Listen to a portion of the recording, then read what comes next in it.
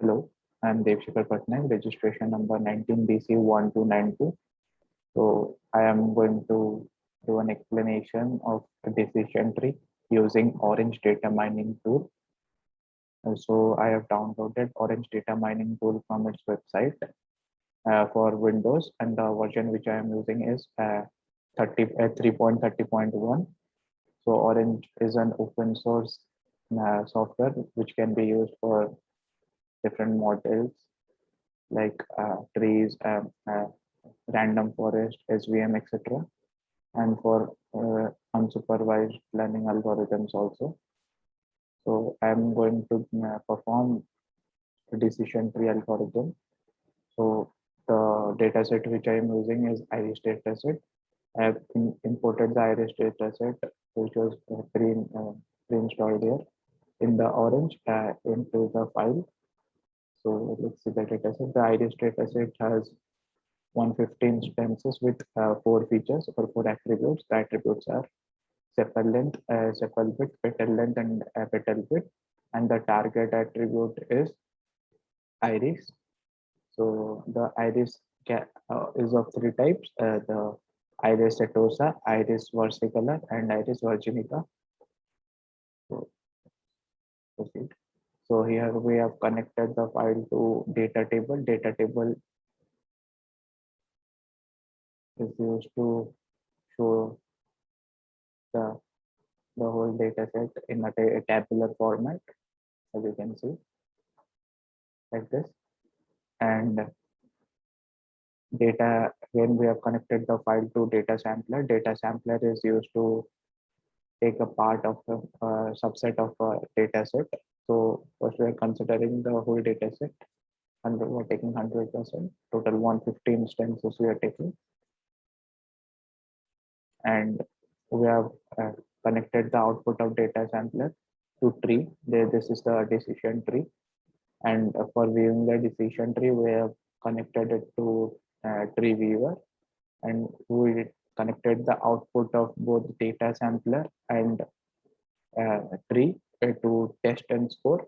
It shows the accuracy and other things. And we have connected the output of a test and score to the confusion matrix. It shows the confusion matrix. And we again connected the output of a data sampler and a test and score to scatter plot. It shows the scatter plot. So uh, let's see the tree viewer. For the in the tree viewer, as you can see, this is the decision tree. So the here is our root node. We are dividing on the basis of petal length. Sorry, we are dividing it on the basis of petal length. If petal length is less than 1.9, then it is iris setosa, or we are if it is greater than 9, we are again classifying it on the basis of petal width. If petal width is less than 1.6,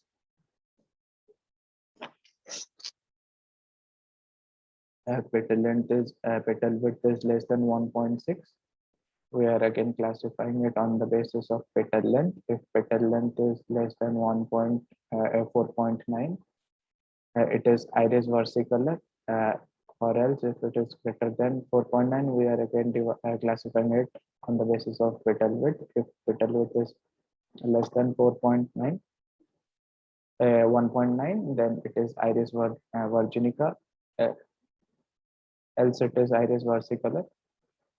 So here the one we left one root node. Here it is if petal width is greater than 1.6, then it is iris virginica. So here we can see we can choose different target classes. So if we choose target class iris setosa, then here we can show that the petal width must be less than 1.9. If we will choose a target class as iris versicolor, here the petal width must be greater than 1.9 petal length, and the petal width must be less than 1.6, and the petal length must be greater than 4.9. So if we'll choose target variable iris Iris virginica. So yeah, as you can see here, these two are the root nodes for Iris virginica. So you can see from it. So let's see the test and score. Here the accuracy, as you can see, it is 97.4. And let's see the confusion matrix. This is the confusion matrix. These are correctly classified at values, and these are wrongly classified values. Here, 5 Iris virginica are wrongly classified as Iris versicolor, and here 3 Iris versicolor are wrongly classified as Iris virginica. So next, we will see the scatter plot. Here, in the scatter plot, this blue dots represent Iris setosa, the red dots represent Iris versicolor, and the green dots represent Iris virginica. So from the data sampler, if we will change the attributes, the percentage of data we want to take from the data set, then the decision tree will also change. Here, if you are taking 120 instances out of 150 instances, so we can clearly observe the change in